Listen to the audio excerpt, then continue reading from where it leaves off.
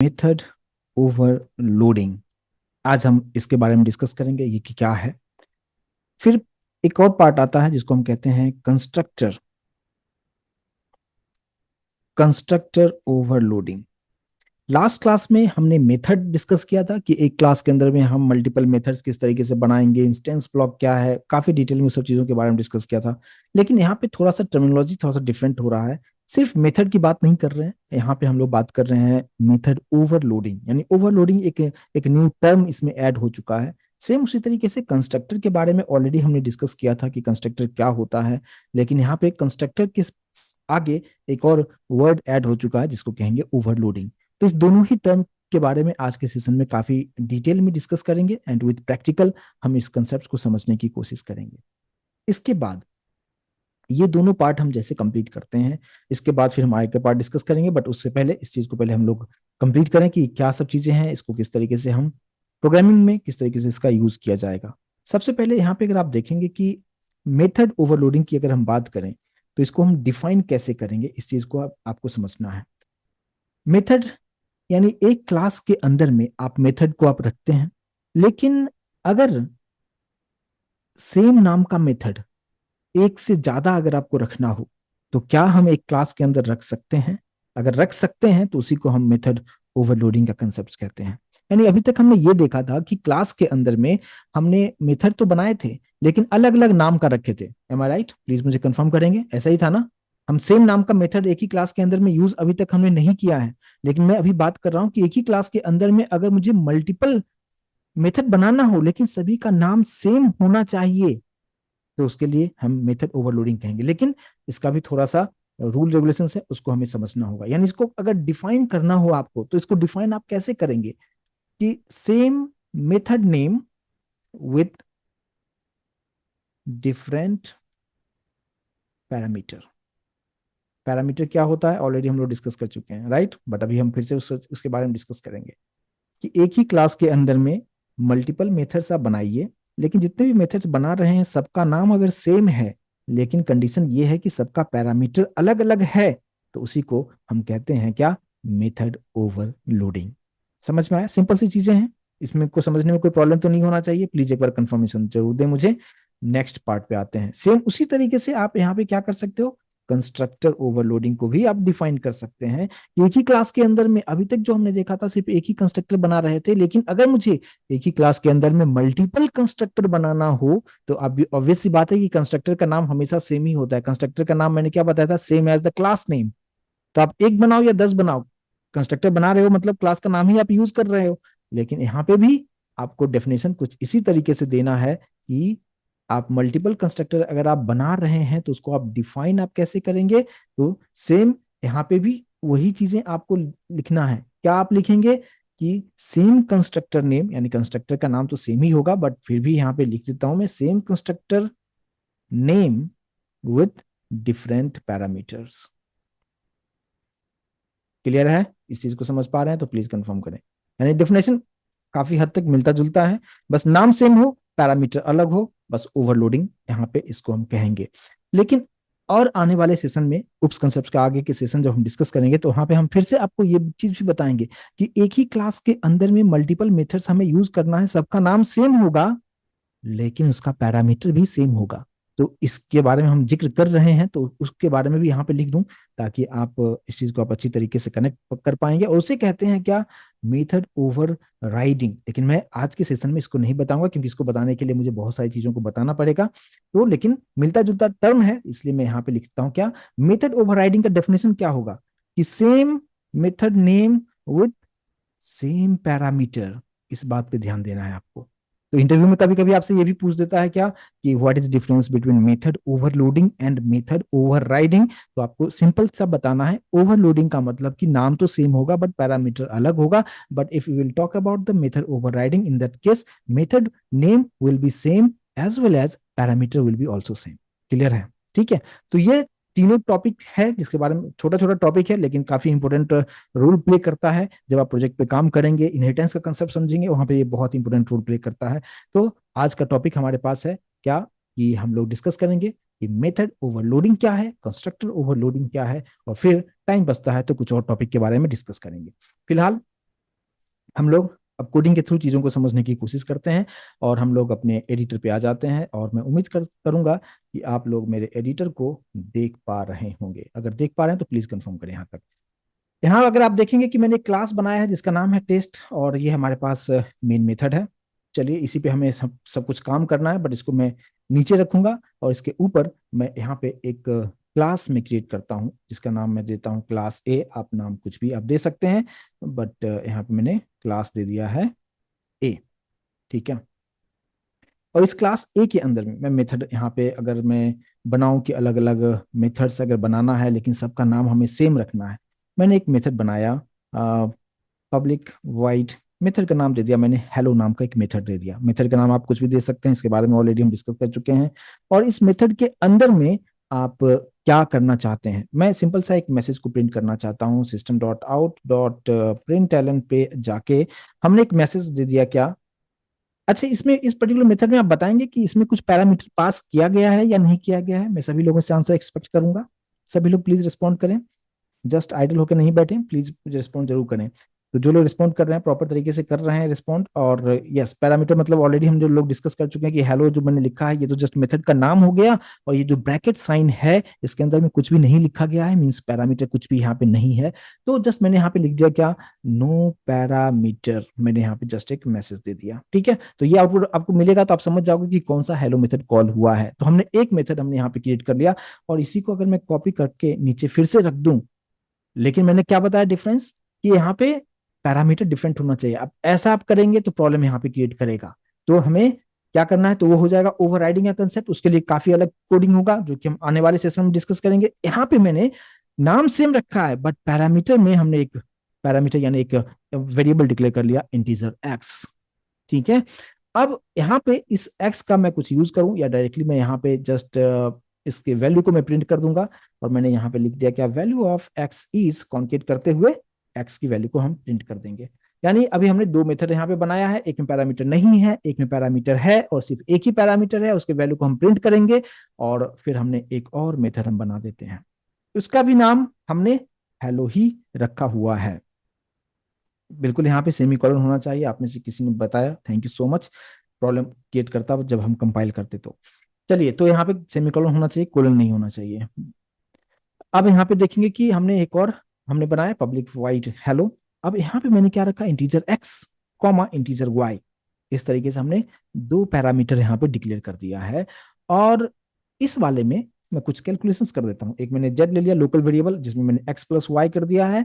और फिर हमने यहाँ पे जो है मैंने क्या लिखा, सम इज कॉन्केट करते हुए जेड कर दिया। सिंपल सी चीजें होगा, इसमें कुछ आपको समझाने की जरूरत नहीं है, आपको देख के सारी सारी चीजें समझ में आ रहा होगा। और हम एक और मेथड बना दें, सपोज एक और हम बना दें, एक और हमने बना दिया। लेकिन इसमें क्या करते हैं कि इसका जो रिटर्न टाइप है, अभी ऊपर जितने भी मेथड हमने बनाए सबका रिटर्न टाइप वाइड है, और वाइड का मतलब ऑलरेडी हम डिस्कस कर चुके हैं कि ये कुछ रिटर्न नहीं करता है। लेकिन अगर किसी भी मेथड में रिटर्न टाइप यूज करना होगा तो इंस्टेड ऑफ वाइड आप दे सकते हैं। तो अगर मैं यहाँ से कुछ रिटर्न टाइप में देना चाहूँ तो क्या हम दे सकते हैं यहाँ से रिटर्न टाइप, यस दे सकते हैं ना। यहाँ पे डबल दे सकते हैं आप। मान लीजिए कि मैंने यहाँ पे लिख दिया डबल। तो डबल लिखने का मतलब क्या, कि मैंने यहाँ पे एक रखा क्या, डबल वेरिएबल का नाम डबल एक्स दे दिया मैंने। ठीक है, और यहाँ पे कुछ भी मैं प्रिंट नहीं कर रहा हूँ। और अगर आप डबल देते हैं तो कंपलसरी तौर पे हमें कौन सा कीवर्ड यूज करना है, प्लीज सभी लोग रिस्पॉन्ड करें, कौन सा कीवर्ड हमें यूज करना होता है। बहुत अच्छे तरीके से आप लोग रिस्पॉन्ड कर रहे हैं, जो लोग नहीं कर रहे हैं प्लीज रिस्पॉन्ड जरूर किया कीजिए। मैंने जस्ट यहाँ पे लिखा एक्स इंटू एक्स, रिटर्न ये करेगा। ठीक है। तो आप लोगों से मेरा इस सवाल ये है कि क्या यहाँ पे जितने भी हमने मेथड बनाया सबका नाम सेम है क्या। अगर आप देखेंगे जितने भी मार्क्ड है आपको जो देखने को मिलेगा, हेलो हेलो हेलो, यानी चार मेथड हमने बनाए हैं। और सभी में इसमें पैरामीटर ही नहीं है, इसमें एक है, इसमें दो है, इसमें एक है, लेकिन डेटा टाइप का डिफरेंस है, यानी डिफरेंट डेफिनेटली है ही। अब हम इसी को हम क्या बोल सकते हैं कि ये डेफिनेटली ये मेथड ओवरलोड हो रहा है। और इसे हम कॉल कैसे करेंगे उस पे हम समझने की कोशिश हम करते हैं, और वो हम कैसे करेंगे, यहाँ पे हम लोग आएंगे मेन वाले में। और मेन वाले पे आके हम लोग क्या करेंगे, सबसे पहले क्या करना चाहिए, ऑब्जेक्ट बनाना चाहिए। तो ये हम इस क्लास के अंदर जा सकते हैं, तो हमने यहाँ पे जस्ट बना दिया class A A O equals to new A. यहाँ पे हमने ऑब्जेक्ट बना दिया। और बस एक ही ऑब्जेक्ट से बाकी सबको हम कॉल कर सकते हैं। ए ओ डॉट मेथड का नाम क्या है, हेलो। अगर मैंने यहाँ पे पास कर दिया 12.45, ये किसको कॉल जाएगा? आप लोगों को समझ में आ गया होगा तो प्लीज चैट बॉक्स के थ्रू मुझे कंफर्मेशन दीजिएगा प्लीज। यहाँ पे मैंने लिखा 10, तो 10 किसको कॉल जाएगा? ए ओ डॉट हेलो। मैंने अगर यहाँ पे लिखा है 10,20, तो ये किसको कॉल जाएगा?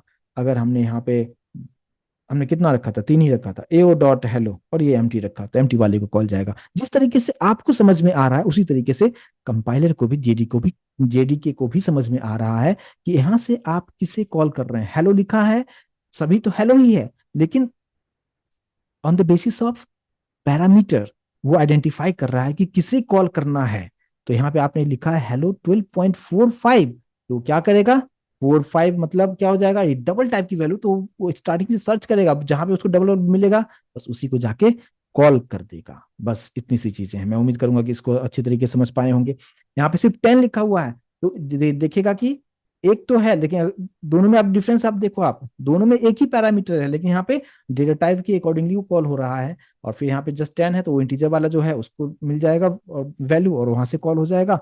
और यहाँ पे 2 है तो 2 पैरामीटर जिसके पास है वो कॉल हो जाएगा, एम्प्टी है तो एम्प्टी वाले कॉल हो जाएगा। और यहाँ से जिस सीक्वेंस में आप कॉल करते हैं उसी सीक्वेंस में आपको आउटपुट मिलता है। इस बात पे ध्यान रखिएगा।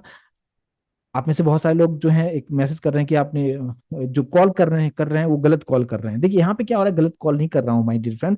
यहाँ पे मैं क्या कर रहा हूँ, वही चीज मैं बताने की कोशिश कर रहा हूँ कि यहाँ से आप डिसाइड कर सकते हो कि किससे कॉल करना है। ये कंपलसरी बिल्कुल नहीं है कि अगर आपने स्टार्टिंग में पहला जो फर्स्ट जो हमने मेथड बनाया है हेलो एम्प्टी वाला है, तो इसी को कॉल करना कोई कंपलसरी नहीं है। इसकी जब जरूरत हो तब आप कॉल कर सकते हो। ये सीक्वेंस को आप आगे पीछे कर सकते हैं। ठीक है, तो इस पे आपको मैं उम्मीद करूंगा कि समझ पाए होंगे। तो ये चीजें हो गया, चारों को मैंने कॉल कर दिया, तो अब इसको हम कंपाइल करने के लिए कंप्लीट रेडी है और कुछ काम तो नहीं बचा, ऑल थिंग क्लियर है। तो हम इसको सेव करेंगे, और सेव करने के बाद मैंने इस प्रोग्राम को सेव कहाँ पे किया हुआ है थोड़ा सा हम चेकआउट कर ले। हमने डेस्कटॉप पे जावा प्रो नाम का फोल्डर बनाया है और वहाँ पे हमें पहुंचना है। तो सबसे पहले तो हम सी एम डी ओपन करते हुए, यानी सी एम डी हमारा कहाँ है, कमांड प्रॉम्प्ट को ओपन करते हैं। और मैं उम्मीद करूंगा कि कमांड प्रॉम्प्ट सभी लोग देख पा रहे होंगे। देख पा रहे हैं क्या? देख पा रहे हैं ना कमांड प्रॉम्प्ट? चलिए, तो अभी हमें यहाँ पे क्या कमांड पास करना है, मुझे जो सेव किया है मैंने प्रोग्राम को डेस्कटॉप पे, तो डेस्कटॉप पे कैसे जाएंगे? C D desktop, right, C D मतलब चेंज डायरेक्टली टू डेस्कटॉप। हम डेस्कटॉप पे आ चुके हैं। डेस्कटॉप पे कहाँ पे? सी डी जावा प्रो नाम का फोल्डर हमने बनाया था, हम आ चुके हैं डेस्कटॉप पे। जावा प्रो फोल्डर में हम लोग ऑलरेडी आ चुके हैं, राइट। और यहाँ पे अगर हम बात करें कि यहाँ पे हमें क्या करना है, कंपाइल करना है जावा सी। और यहाँ पे टेस्ट डॉट जावा की बात करें, और जब हम यहाँ पे एंटर प्रेस करेंगे तो सबसे पहले अगर कुछ प्रॉब्लम है तो नहीं होगा, लेकिन सब कुछ ठीक ठाक है। तो हाँ, इंटरनली बाइट कोड बन गया होगा, जिसके बारे में ऑलरेडी आप लोग एक्सपर्ट हो चुके होंगे अगर प्रॉपर तरीके से प्रैक्टिस करते हैं तो। और फिर हम लोग यहाँ पे रन करते हैं। लेकिन रन करने से पहले एक चीज मैं आपको बताऊं कि क्या जितने भी हमने अभी आउटपुट हमें चाहिए था, क्या सभी आउटपुट हमें मिलेगा यहाँ पे? आप में से कुछ लोग पहले से बताया कि नहीं, कुछ कुछ नहीं मिलेगा, कुछ लोग बोल रहे हैं कि पूरा आउटपुट मिलेगा। क्या हो सकता है? यानी 4 मेथड हमने बनाया है, क्या चारों मेथड का आउटपुट हमें देखने को मिलेगा? सभी लोग प्लीज रिस्पॉन्ड कीजिए प्लीज। क्या हो सकता है? मिक्स आंसर आ रहा है, ऐसा क्यों आ रहा है भाई? ऐसा तो नहीं होना चाहिए ना, मिक्स आंसर नहीं आना चाहिए। अगर सही है तो सभी के सही आना चाहिए था। लेकिन गिने चुने लोग करेक्ट आंसर दे रहे हैं, और ये चीज मुझे थोड़ा सा काफी अच्छा फील करवा रहा है कि आप लोग अच्छी तरीके से चीजों को समझ रहे हैं। देखिए ठीक है, चलिए, जो लोग बोल रहे हैं कि सब कुछ ठीक ठाक आएगा, तो हम लोग यहाँ पे रन करते हैं जावा टेस्ट और यहाँ पे एंटर करते हैं। क्या आप देख पा रहे हैं कि आंसर हमें सिर्फ 3 ही मेथड का आ रहा है? Value of x is 10, some is 30 और नो पैरामीटर। क्या डबल वाला आउटपुट हमें यहाँ पे नहीं मिला? और नहीं मिलने का रीजन ऑलरेडी हम लोग लास्ट क्लास में कहीं ना कहीं डिस्कस किया हुआ था, जब मैंने मेथड के रिटर्न टाइप के बारे में बता रहा था तो। ठीक है, और यहाँ पे जो लोगों ने आंसर उस तरीके से किया है तो प्लीज आप रिवीजन जरूर कीजिएगा। ठीक है, तो मैंने आप देखिए ये जो पर्टिकुलर मेथड है ना, लाइन नंबर 17 से 19 वाला जो मेथड है, लास्ट मेथड जो जिसमें हमने रिटर्न टाइप को डबल रखा है, यहाँ पे आप ध्यान से देखिए कि हमने कहीं पे भी सिस्टम डॉट आउट लिखा है, प्रिंट स्टेटमेंट तो हमने दिया ही नहीं है। तो ये आउटपुट तो आएगा नहीं, और अगर ये आउटपुट हमें चाहिए होगा तो हमें क्या करना होता है? प्लीज रिस्पॉन्ड कीजिएगा कि ये जो पर्टिकुलर मेथड है, इसी मेथड को हम लोग सिस्टम डॉट आउट के अंदर रख दें, जिसके बारे में ऑलरेडी डिस्कस कर चुके हैं। यहाँ पे हम इसके डिटेल में हम नहीं जाएंगे, ठीक है। और यहाँ पे जस्ट मैंने इतना ही रखता हूँ, और इसी के अंदर में यहाँ पे इसको क्लोज कर दिया। क्या सही है? अभी अभी आउटपुट आएगा, सभी लोग प्लीज रिस्पॉन्ड करेंगे। ठीक है, तो अब हम लोग यहाँ पे आते हैं और इसको कंपाइल करते हैं। जब हमने कंपाइल किया है तो अब सब कुछ ठीक बता रहा है, और रन करेंगे तो अब देखिए सबसे पहले आ गया डबल वाला जो वैल्यू था वो आ चुका है, फिर वैल्यू ऑफ एक्स आ चुका है, सम आ चुका है, नो पैरामीटर आ चुका है, और इसी को कहते हैं मेथड ओवरलोडिंग। समझ में आया कंसेप्ट? प्लीज कंफर्म करें। तो ये पार्ट एक एग्जांपल हो के तौर पे भी मैंने आपको बताया कि किस तरीके से इंटरनली कॉल होगा, इसका यूज कैसे होगा। जब हम इनहेरिटेंस का टॉपिक डिस्कस करेंगे वहां पे हम डिस्कस करेंगे, बट कंसेप्ट सभी लोगों को समझ में आया? 100% चीजें समझ में आया कि किस तरीके से हो रहा है। तो ये एक पार्ट हो गया मेथड ओवरलोडिंग की कंसेप्ट। अब हम बात करते हैं हमारा जो दूसरा पॉइंट था जो कि कंस्ट्रक्टर के बारे में था। कंस्ट्रक्टर क्या होता है मैंने ऑलरेडी बता चुका हूं, बट बताएंगे कंस्ट्रक्टर को डिफाइन हम कैसे कर सकते हैं। मैंने आप लोगों को बताया था, अगर आप लोगों ने अच्छी तरीके से प्रैक्टिस किया होगा। मैंने आपको सिंपली बताया था कि constructor means constructor name is same as class name. जो क्लास का नाम होता है वही कंस्ट्रक्टर का नाम होता है, लेकिन यहाँ पे कंस्ट्रक्टर ओवरलोडिंग है। इसका मतलब ये बहुत सारे कंस्ट्रक्टर्स हम बना सकते हैं एक ही क्लास में। कंसेप्ट है तो इसका मतलब डेफिनेटली बना सकते हैं, बट आपसे इंटरव्यू में ये सवाल पूछा जाता है कि कंस्ट्रक्टर क्या एक क्लास में एक से ज्यादा कंस्ट्रक्टर बना सकते हैं? तो वहां पे आंसर बोलिए हाँ बिल्कुल बनाया जा सकता है, लेकिन पैरामीटर डिफरेंट होगा। ये आपको ऐड करना है कि यस बना तो सकते हैं, लेकिन पैरामीटर सबका अलग अलग होना चाहिए। इस बात पे ध्यान देना है, अगर आप सेम रखेंगे तो प्रॉब्लम क्रिएट होगा और आउटपुट हमें प्रॉपर तरीके से नहीं मिलेगा। ठीक है, तो उस चीज को भी, उस एग्जाम्पल को भी हम समझने की कोशिश करते हैं। फिलहाल ये सभी कोड को यहाँ से मैं इरेज कर दूंगा और ये सारा कहानी यहाँ से कंप्लीट कर दिया। ठीक है, इसी एग्जाम्पल में हम समझते हैं कि कंस्ट्रक्टर ओवरलोडिंग को किस तरीके से किया जा सकता है। और अभी आप लोग पब्लिक प्राइवेट कैसे एक्सेस किया जाता है आप अच्छी तरीके से समझते हैं। तो हम लोग यहाँ पे प्राइवेट में मैंने एक वेरिएबल ले लिया, इंट एक्स एंड वाई। दो वेरिएबल हमने यहाँ पे डिक्लेयर किया है। ठीक है, दो वेरिएबल हमने रखा है। फिर हमने क्या रखा, प्राइवेट स्ट्रिंग में एक नेम ले लिया, यानी तीन हमने वेरिएबल डिक्लेयर किया। और ये वेरिएबल कौन सा है, टाइप बताएंगे आप में से कोई? आप में से कोई नहीं, सभी के सभी मुझे बताना चाहिए कि इसे कौन से टाइप की वेरिएबल है। लोकल है, इंस्टेंस है, स्टैटिक है, कौन सी टाइप की वेरिएबल है? मीन्स डेटा टाइप की बात नहीं कर रहा हूं, मैं बात कर रहा हूं कि टाइप। राइट, तो ये इंस्टेंस है। ठीक है, इसके बारे में ऑलरेडी डिस्कस कर चुके हैं कि इसको हम कैसे एक्सेस करते हैं। तो ये हमारे पास तीन इंस्टेंस वेरिएबल हमने डिक्लेयर कर दिया है। अब मैंने यहां पे लिखा है ए, तो ये क्या है इसके बारे में सभी लोग बताएं, ये क्या है? इसी को हम क्या कहते हैं, कंस्ट्रक्टर कहेंगे, क्योंकि क्लास का जो नाम है वही हमने यहाँ पे भी यूज किया है और इस क्लास के अंदर आते हैं। और जो भी एक्स वाई और नेम, यानी जो भी इंस्टेंस वेरिएबल हमने बनाया है, इसको जस्ट हम एक वैल्यू प्रोवाइड कर देते हैं। एक्स इक्वल्स टू 10 और यहाँ पे वाई इक्वल्स टू 20 दे दिया, और यहाँ पे नेम इक्वल्स टू हमने यहाँ पे दे दिया इंडिया। ठीक है, कुछ इस तरीके से हमने यहाँ पे नाम दे दिया। अब अगर हम बात करें कि इस तरीके से अगर हमने लिखा है यहाँ पे, तो इसको कैसे कॉल किया जाएगा, ये कंस्ट्रक्टर कैसे कॉल होगा? सभी लोग मुझे रिस्पॉन्ड करेंगे क्या? लेकिन उससे पहले एक मैं यहाँ पे मेथड बना देता हूँ। वाइड शो नाम का एक मेथड बनाया, और अगर ये मेथड कॉल होगा तो मैंने system dot out dot print पे, प्रिंटलन पे हमने ऐसे कर देता हूँ क्या कि एक्स की वैल्यू ऐसे लिखता हूँ, एक्स इज प्लस एक्स, यानी एक्स की वैल्यू को प्रिंट कर देगा। अगर सो मेथड को कॉल करेंगे तो सिर्फ एक्स को ही नहीं प्रिंट करेगा, वाई को भी प्रिंट करेगा और नेम को भी प्रिंट करेगा। तो मैंने यहाँ पे वाई की वैल्यू को प्रिंट कर दिया, और यहाँ पे हमने नेम को भी हम प्रिंट कर देंगे। ठीक है, कुछ इस तरीके से हम कर देंगे। ठीक है, तो इस चीज को मैं उम्मीद करूंगा कि समझ पाए होंगे अभी आप लोग कि सिंपल सा चीजें हैं। कंस्ट्रक्टर बनाया, कंस्ट्रक्टर में वैल्यू ऑलरेडी मैं दे चुका हूँ, और यहाँ पे सो मेथड कॉल होगा तो ये सभी कॉल होगा, तो ये सभी हमें प्रिंट करके दिखा देगा। अब हम बात करते हैं कि मेन पे आते हैं, यानी मेन मेथड में आते हैं, और हमें सबसे पहले ऑब्जेक्ट बनाना है। तो इस बात पे आपको ध्यान देना है कि ऑब्जेक्ट हम बनाएंगे तो पैरामीटर देखना होगा, यानी कंस्ट्रक्टर की भी बात कर किया जाएगा। तो आप जैसे आप यहाँ पे ऑब्जेक्ट बनाएंगे ए, मान लीजिए ऑब्जेक्ट का नाम आप कुछ भी दे सकते हैं, मैंने एओ दे दिया है, न्यू ए।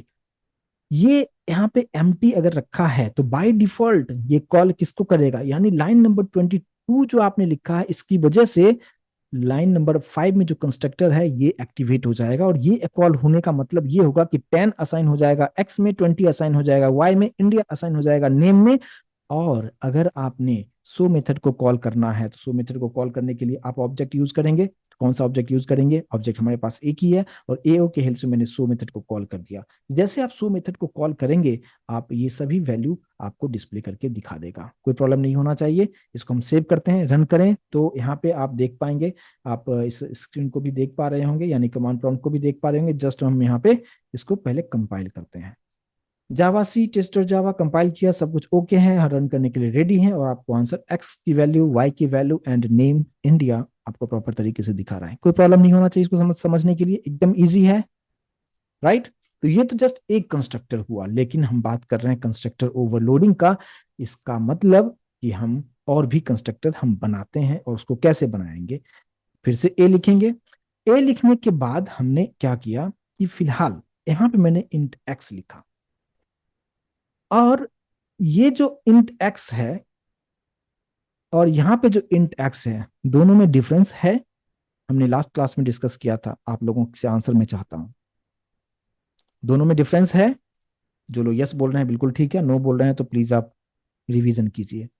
तो यहाँ पे अगर इसको कॉल किया जाए, और ये प्राइवेट वैल्यू है, यहाँ तक मुझे वैल्यू इसको पहुंचाना है, तो मैंने आपको बताया था कि दोनों ही नाम जो है यहाँ पे हम x इक्वल्स टू एक्स लिख सकते हैं, लेकिन कंफ्यूजन क्रिएट होगा, तो इसके लिए मैंने एक कीवर्ड बताया था।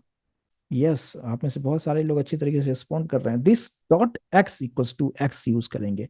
यानी इस कंस्ट्रक्टर को जब आप कॉल करेंगे, यानी कंस्ट्रक्टर को कॉल करने का मतलब कि you have to create the object. Object बनाएंगे, पैरामीटर एक पास करेंगे।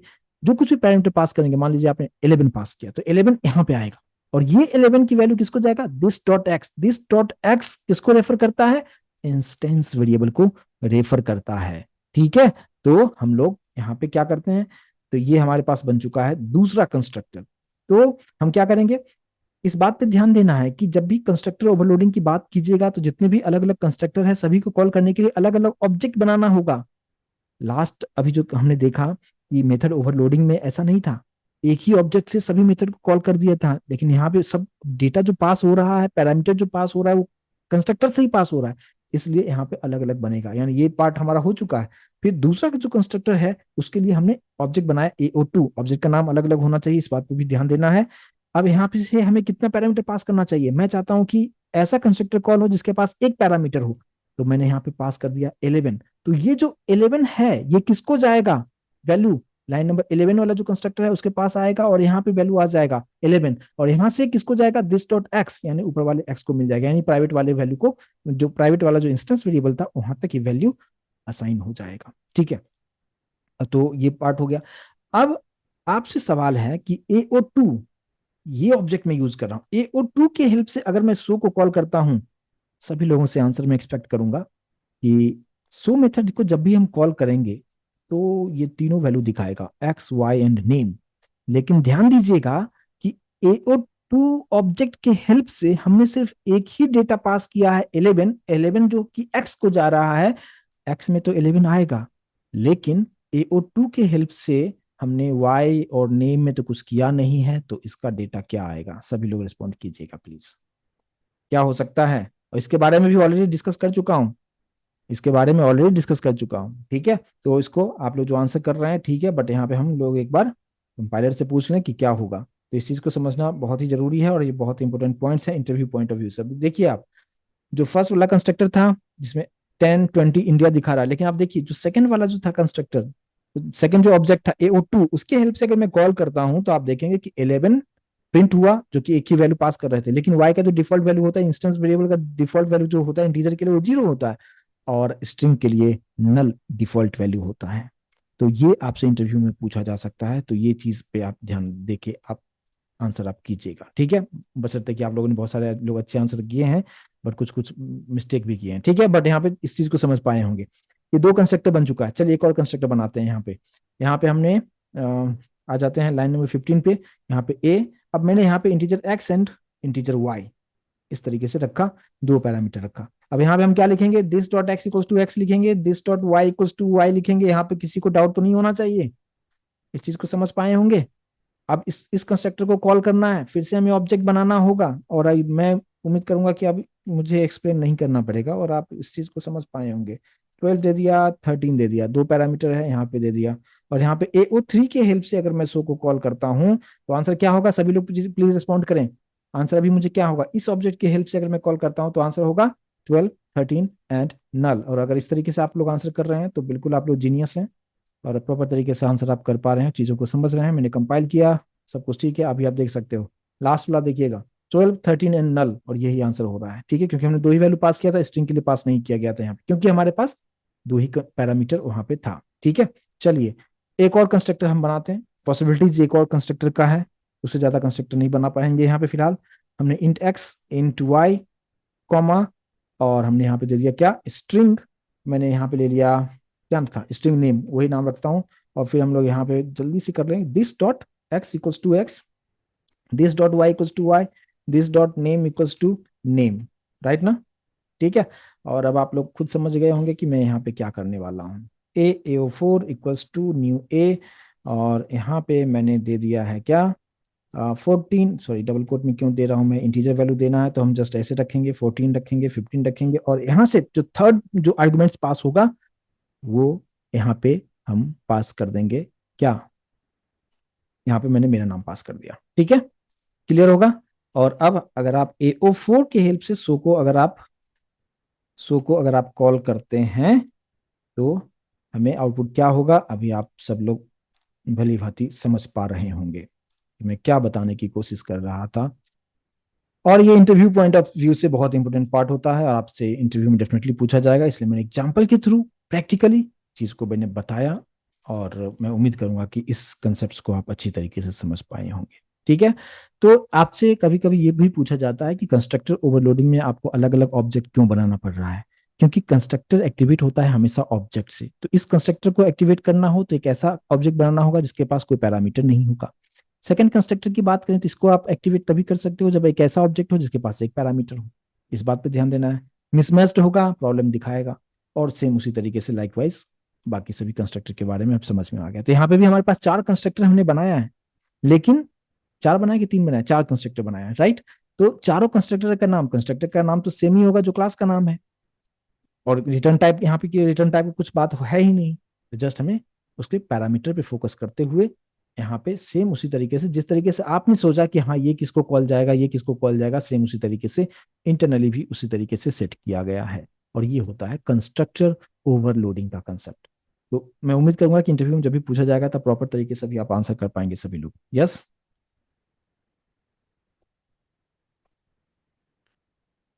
चलिए अगर ये चीज समझ में आ चुका है तो अब हम मूव करते हैं, एक टॉपिक और हम थोड़ा सा डिस्कस कर लें। कि मान लीजिए कि यहाँ पे अभी तक जितने भी हमने क्लासेस डिस्कस किए हैं, यानी उप्स कंसेप्ट की बात करें तो क्लास क्या है, अलग अलग क्लासेस बनाना भी आपको बताया मैंने। लेकिन अब यहाँ पे एक क्लास और दूसरे क्लास के बीच में रिलेशनशिप की बात किया जाए तो वो चीज कैसे किया जाएगा? रिलेशनशिप का मतलब क्या?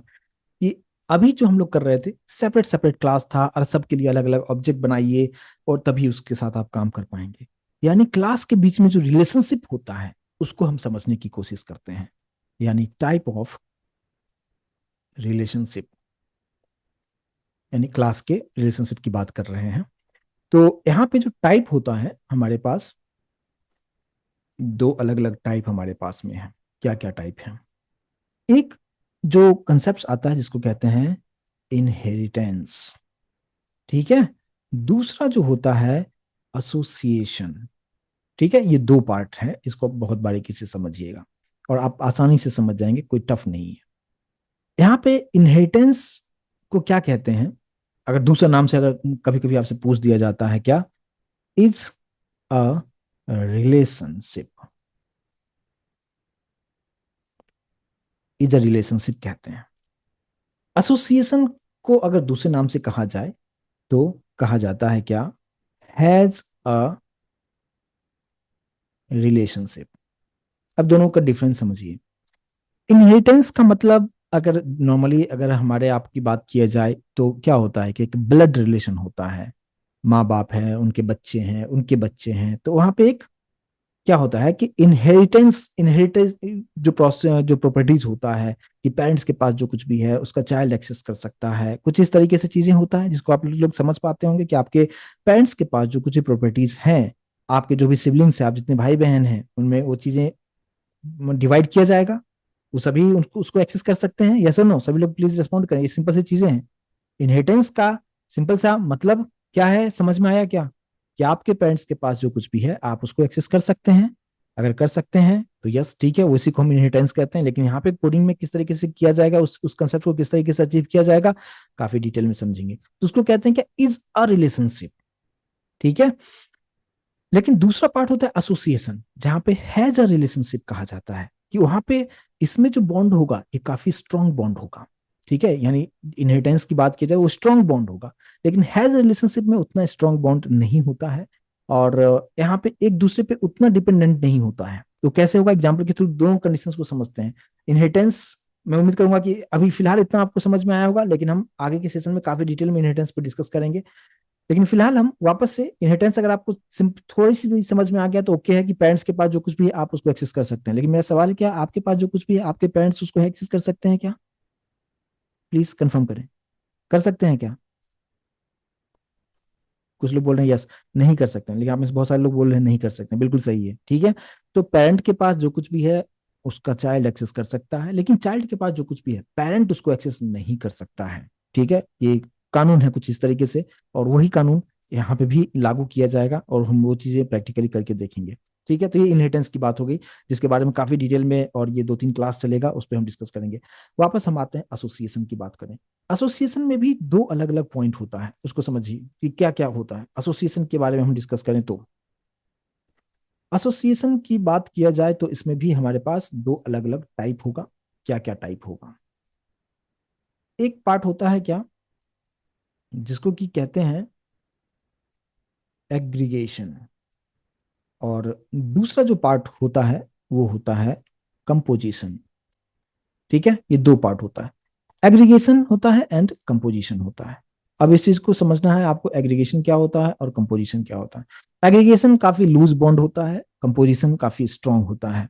ठीक है, यानी इसको हम कहें तो वीक बॉन्ड यहाँ पे हम इसको बोल सकते हैं, और ये वाला जो पार्ट है इसको हम क्या कहेंगे, स्ट्रांग बॉन्ड होगा।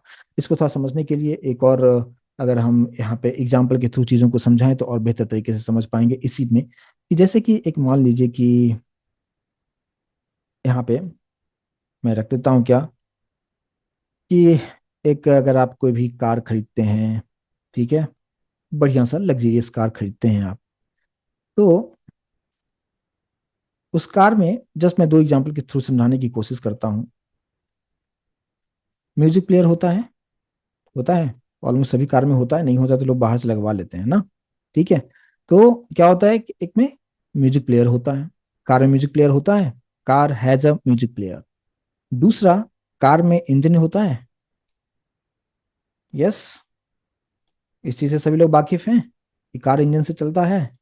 सेम उसी तरीके से कार में म्यूजिक भी होता है। ठीक है, अब यहाँ पे मैं सिंपल ये बोल दूं कि म्यूजिक प्लेयर होना मतलब इसी को हम क्या कहेंगे, एग्रीगेशन कहेंगे, और इंजन का होना इसी को हम कंपोजिशन कहेंगे। मैं उम्मीद करूंगा कि समझ में आया होगा, इसी को हम कंपोजिशन कहेंगे। इसका मतलब सीधा सा ये है कि कार जो है म्यूजिक प्लेयर के बिना चल सकता है, यस और नो? चल सकता है, राइट, चल सकता है। म्यूजिक प्लेयर कार के बिना चल सकता है, यस और नो? अगर आपने म्यूजिक प्लेयर बाहर निकाल दिया तो चलेगा? चलेगा ना? आप में से कोई बोले नहीं चलेगा, अरे भाई चलेगा ना, म्यूजिक प्लेयर भी अलग से चलता है कि नहीं? म्यूजिक प्लेयर चलाने के लिए थोड़ी ना कार चाहिए आपको। ठीक है, तो कार और म्यूजिक प्लेयर को अलग अलग भी कर दो तो कार भी अपना काम चल, वो आराम से चलेगी, कोई प्रॉब्लम नहीं। म्यूजिक प्लेयर को निकाल दो तो भी कार चलेगी और म्यूजिक प्लेयर भी चलेगी। ठीक है, लेकिन इंजन की अगर हम बात करें, अगर कार से इंजन को हटा दिया जाए तो ना इंजन किसी काम का ना कार किसी काम का। समझ में आ रहा है? ठीक है, तो कंपोजिशन उसको कहते हैं जहां पे स्ट्रॉन्ग बॉन्ड होता है, एक दूसरे के बिना काम नहीं कर सकता है। लेकिन एग्रीगेशन में वीक बॉन्ड होता है, उसको निकाल भी दो तो कोई फर्क नहीं पड़ता है। समझ में आ गया होगा? और क्लियर है? तो ये जस्ट मैं एग्जाम्पल के तौर पे यहाँ पे रख दिया ताकि आप बेहतर तरीके से चीजों को कनेक्ट कर पाए कि मैं क्या बताने की यहाँ पे कोशिश कर रहा हूँ। ठीक है, चलिए, अगर इस चीज को समझ पाए हैं यहाँ तक तो अब हम लोग एक कंसेप्ट को समझने की कोशिश करते हैं यहाँ पे, और बाकी के चीजों को हम लोग फिर नेक्स्ट सेशन में डिस्कस करेंगे। एक एग्जांपल के थ्रू मैं चीजों को समझाता हूँ। ये चीज कंसेप्ट समझ में आ चुका है। और फिर यहाँ पे आ जाता है कि इनहेरिटेंस की अगर हम बात करें, तो इनहेरिटेंस के अलग अलग टाइप्स होते हैं। थोड़ा सा उसके बारे में भी थोड़ा सा मैं यहाँ पे आपको बता दूं। यहाँ पे हमारे पास में आ जाता है सबसे पहला जो टाइप होता है जिसको कहते हैं सिंगल इनहेरिटेंस। सेकंड जो टाइप होता है जिसको हम कहते हैं क्या, multi level, multi level inheritance. Third जो पार्ट होता है जिसको हम कहते हैं हायरार्किकल। और जो फोर्थ टाइप होता है जिसको हम कहते हैं मल्टीपल इनहेरिटेंस, जो सपोर्ट नहीं करता है। काफी डिटेल में डिस्कस करेंगे क्यों नहीं सपोर्ट करता। एक और फिफ्थ है, बट हम उसके बारे में डिस्कस नहीं करेंगे। ये हाइब्रिड होता है, और हाइब्रिड सभी को मिक्स कर दिया जाए तो बनता है। बट मेनली जो है हमारे पास चार टाइप के इनहेरिटेंस होते हैं। सिंगल इनहेरिटेंस में एक पेरेंट होगा, उसका एक ही चाइल्ड होगा। उसमें क्या सब चीजें होगा काफी डिटेल में हम नेक्स्ट सेशन में डिस्कस करेंगे। तो फिलहाल हम जस्ट इतना ही रखते हैं इसको, और अब हम एक एग्जाम्पल के थ्रू चीजों को समझने की कोशिश करते हैं। और जो अभी मैंने आपको एग्जाम्पल के, जो मैंने जस्ट व्हाइट बोर्ड पे जो चीजों को एक्सप्लेन किया था, उसको यहाँ पे थोड़ा सा समझने की कोशिश करते हैं एक एग्जाम्पल के थ्रू।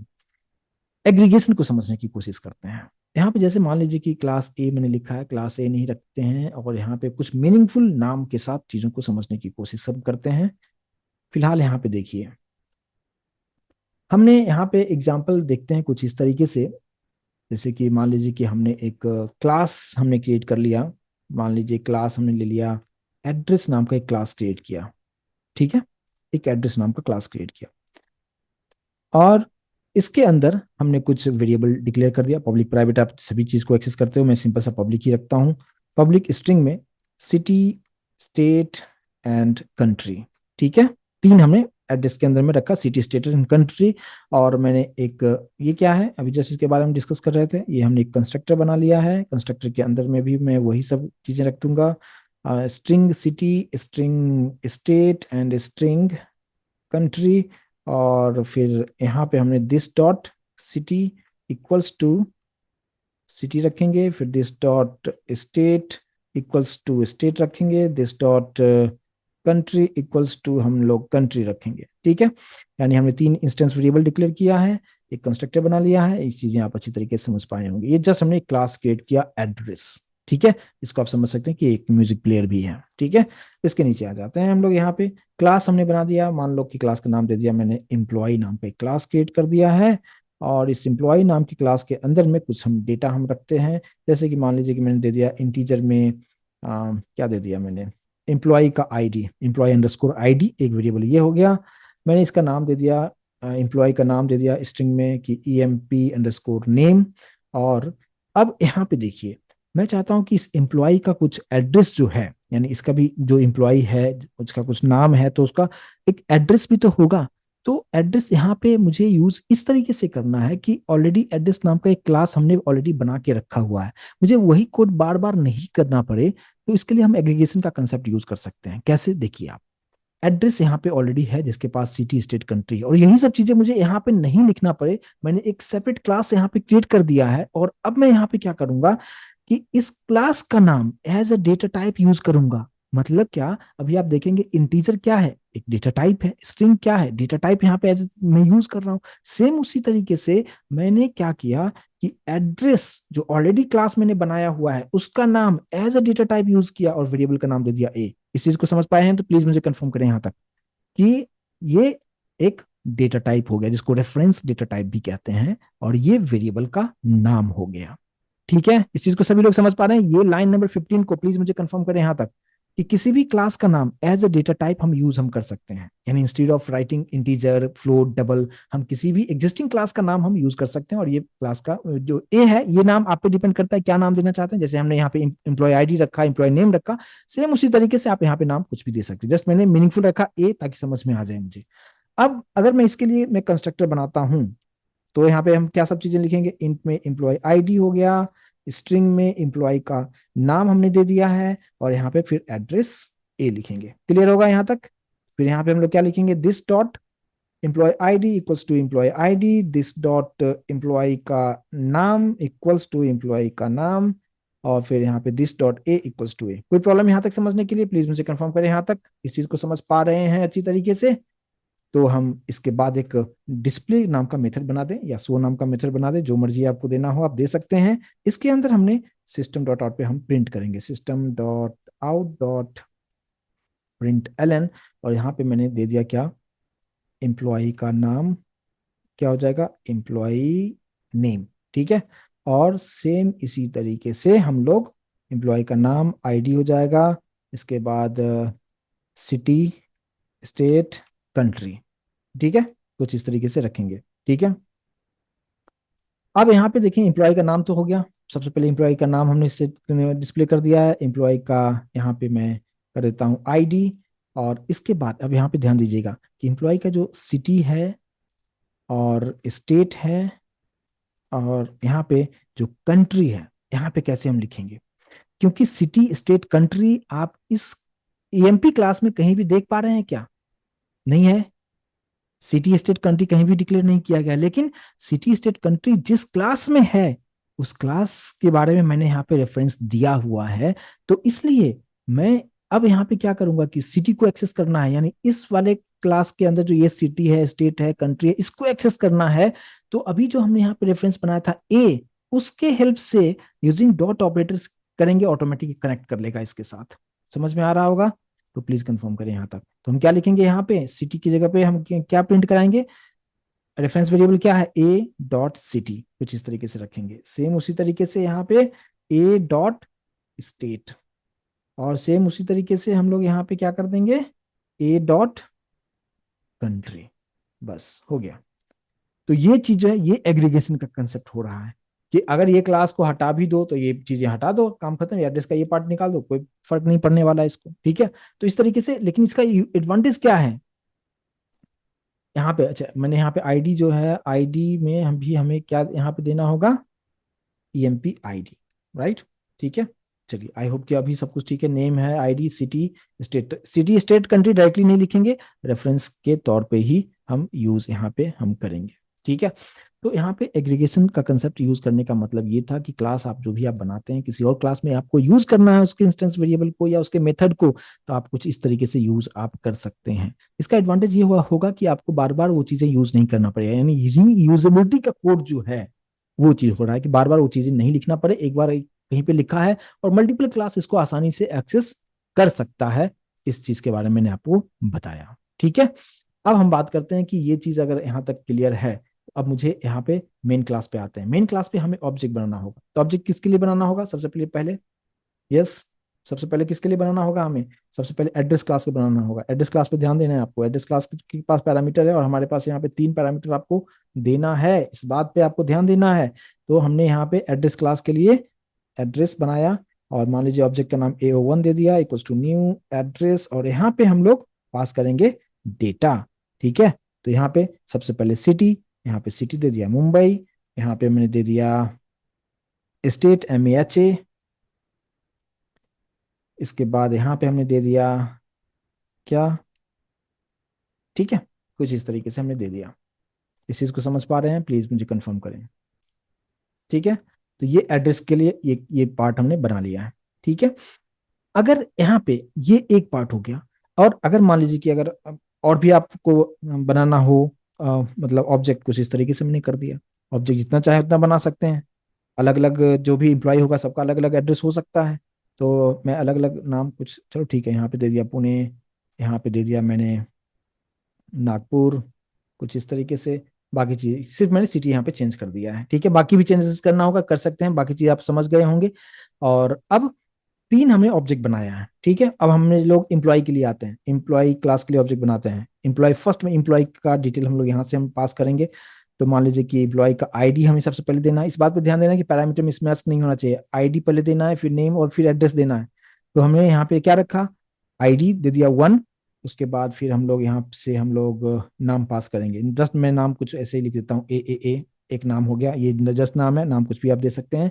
और यहाँ पे मैंने यहाँ पे क्या पास करेंगे, ये यहाँ पे एग्रीगेशन का कंसेप्ट आता है कि यहाँ पे जो आपको पास करना होगा कि एड्रेस का जो ऑब्जेक्ट है, क्योंकि आप यहाँ पे देखिए बारीकी से कि ये जो कंस्ट्रक्टर मैंने बनाया है लास्ट में हमने क्या पास किया, एड्रेस ए।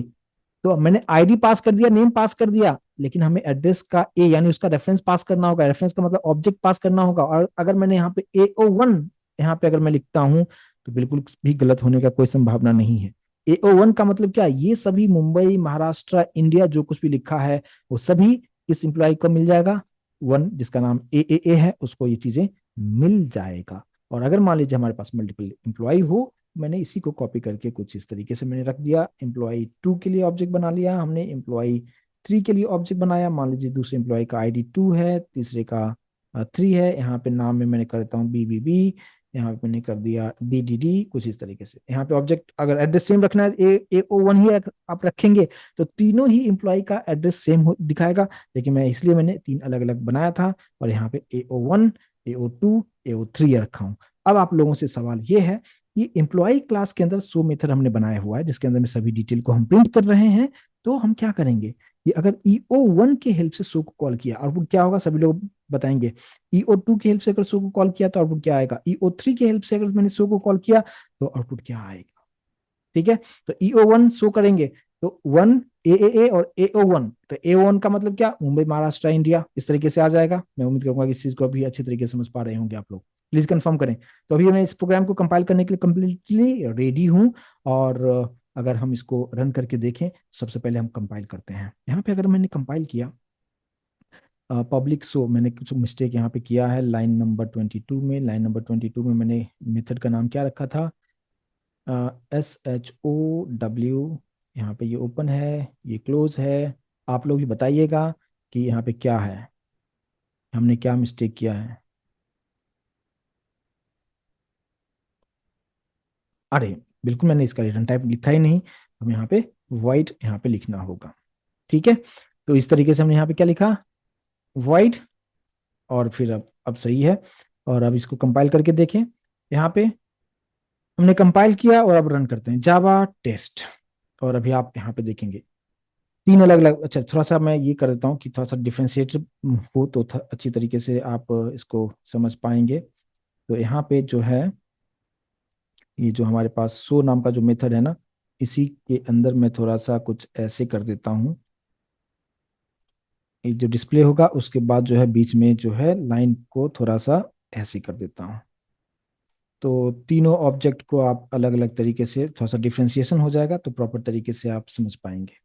चलिए देखिए, अब फिर से मैंने इसको कंपाइल किया है और हमने रन किया है। अभी आप देख पाएंगे एम्प्लॉय का नाम ए है, 1 Mumbai, Maharashtra, India. Second employee है BB, फिर है थर्ड एम्प्लॉय DD, और सभी डेटा आपको यहाँ पे प्रिंट करके दिखा रहा है। समझ में आ रहा है तो प्लीज कंफर्म करें। अब देखिए ये इस तरीके से बनाने का एडवांटेज यहाँ पे क्या हो रहा है, ये चीज क्लियर है? प्लीज मुझे कंफर्मेशन दे सभी लोग कि यहाँ पे एड्रेस क्लास हमने बनाया। एक तो ये एडवांटेज हो गया कि अलग अलग आप ऑब्जेक्ट दे दिया, अलग अलग एम्प्लॉय को आपने पास कर दिया और काफी आसानी से हो रहा है।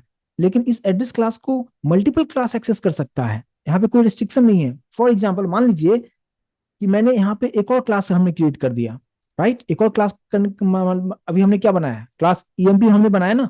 मान लीजिए इस क्लास के बाहर हम आते हैं और एक क्लास बना दिया स्टूडेंट। ठीक है, स्टूडेंट क्लास हमने अगर बना दिया और इस स्टूडेंट क्लास के अंदर में हमने कुछ वेरिएबल्स डिक्लेयर कर लिया। मान लो हमने कुछ रखा क्या, पब्लिक में रखा इंटीजर रोल नंबर, स्टूडेंट का रोल नंबर हमने रख लिया है।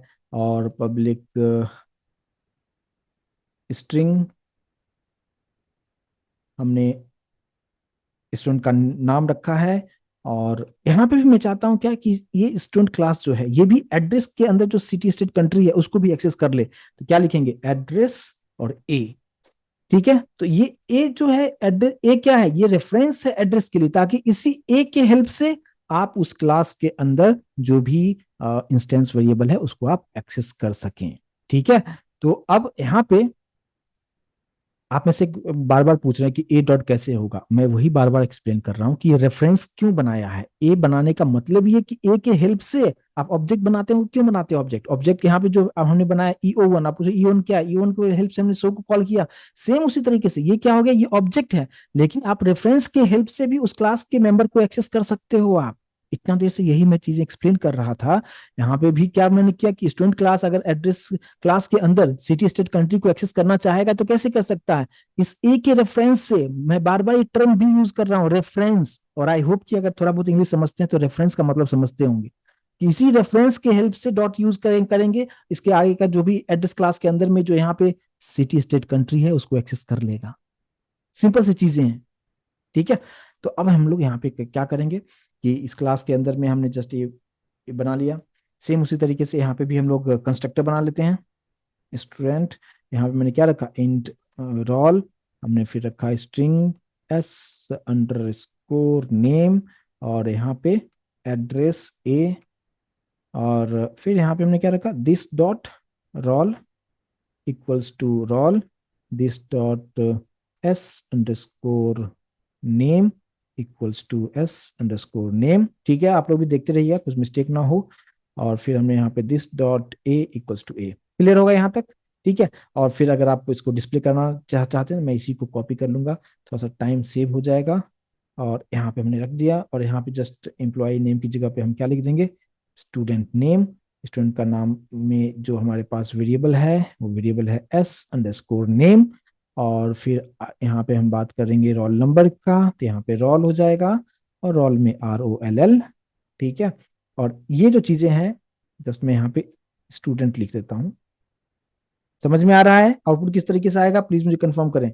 तो यहाँ पे कोड आपको कम करना पड़ रहा है, जो भी एड्रेस वाला चीजें था ऊपर से बाय डिफॉल्ट यहाँ पे मिल रहा है। यहाँ पे भी क्या हो जाएगा, मैं नाम वही रखा हूँ, तो A.City, A.State, A.Country।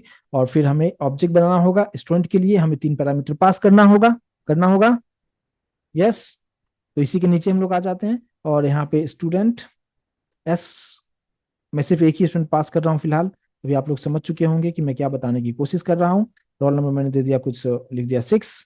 और यहाँ पे हम नाम पास कर देते हैं, मैंने मेरा नाम पास कर दिया। और यहाँ पे क्या पास करेंगे? यस, कोई बताएंगे यहाँ पे हमें क्या पास करना चाहिए? स्टूडेंट के अंदर में मैंने रोल नंबर रखा है, नेम रखा है। आप यहाँ पे देखेंगे स्टूडेंट वाला जो क्लास है, यहाँ पे एड्रेस ए है, तो एड्रेस का जो भी आपको कौन सा एड्रेस यहाँ पे यूज करना है, तो अगर आप चाहते हैं कि इसका यूज करना है यानी AO1 वाला, तो जस्ट AO1 पास कीजिए। अगर आपको ये सेकंड वाला एड्रेस चाहिए तो AO2 यूज कीजिए। तो ये डिपेंड करता है आपके रिक्वायरमेंट पे, तो मैंने जस्ट यहाँ पे AO1 वाला यहाँ पे यूज कर लिया है। और फिर हम लोग एस डॉट मेथड का नाम हमने क्या रखा हुआ है, यहाँ पे शो रखा हुआ है, और यहाँ पे शो को कॉल कर देते हैं। शो मेथड को हमने यहाँ पे कॉल कर दिया है। ठीक है। और अब हम रन करके देखें, और यहाँ पे थोड़ा सा हम लाइन को भी डिफ्रेंशिएट कर दें। और अब अगर हम यहाँ पे रन करके देखें तो सब कुछ ठीक ठाक अगर हुआ तो प्रॉपर तरीके से हमें आउटपुट दिखाना चाहिए। इसको हम कंपाइल करते हैं। सब कुछ ठीक है, रन करते हैं। नीचे वाले पे फोकस कीजिएगा। Student name Kumar, roll number 6, student का सिटी मुंबई महाराष्ट्र इंडिया। तो ये एक ऑलरेडी क्लास हमने बनाया हुआ था, और उस क्लास को जितने भी डिफरेंट क्लास आएगा, ये इस पर्टिकुलर चीजों को आराम से इसको एक्सेस कर सकता है। उसके लिए क्या करना होगा, जिस क्लास में आपको एक्सेस करवाना हो उस क्लास में जाइए, उस क्लास का नाम जो है उसको as a data type use कर लीजिए। और बस कैसे यूज होगा, बस इसका जो रेफरेंस वेरिएबल इसको हम कहते हैं, इसमें डॉट ऑपरेटर यूज करते हुए इस क्लास के अंदर मेथड को भी एक्सेस कर सकते हैं, प्लस उसके इंस्टेंस वेरिएबल को भी एक्सेस आप कर सकते हैं। लेकिन ये लूजली कपल्ड होता है, क्योंकि यहाँ पे हमने ऑब्जेक्ट बना के नहीं कर रहे हैं। इस क्लास और इस क्लास के बीच में ऑब्जेक्ट बनाने की कोई बात नहीं है। ये क्लास इस क्लास के बीच में स्ट्रांगली बॉन्डिंग यहाँ पे नहीं है। अगर आप इसको हटाना चाहें तो इसको हटा सकते हैं। ठीक है, यहाँ पे इसको आप हटा दे, कोई फर्क नहीं पड़ेगा, दोनों ही क्लास एग्जिस्ट करेगा सेपरेटली। तो ये होता है एग्रीगेशन के हेल्प से आप रीयूजेबिलिटी को अचीव कर सकते हैं। बट यहाँ पे जो चीजें हैं वो लूजली कपल्ड होता है। लेकिन आप चाहते हैं कि स्ट्रॉन्ग बॉन्ड हो, तो उसके लिए हम इनहेरिटेंस का कंसेप्ट यूज करेंगे, जो कि आने वाले सेशन में हम लोग डिस्कस करेंगे।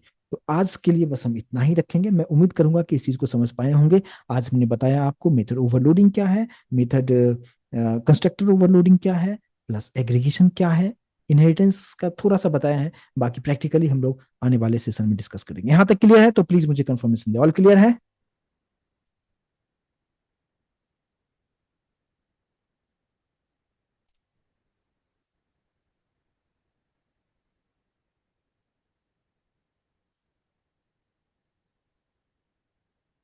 चलिए फिर हम लोग मिलते हैं कल के सेशन में, आकर पार्ट डिस्कस करेंगे। एंड करूँ सेशन को?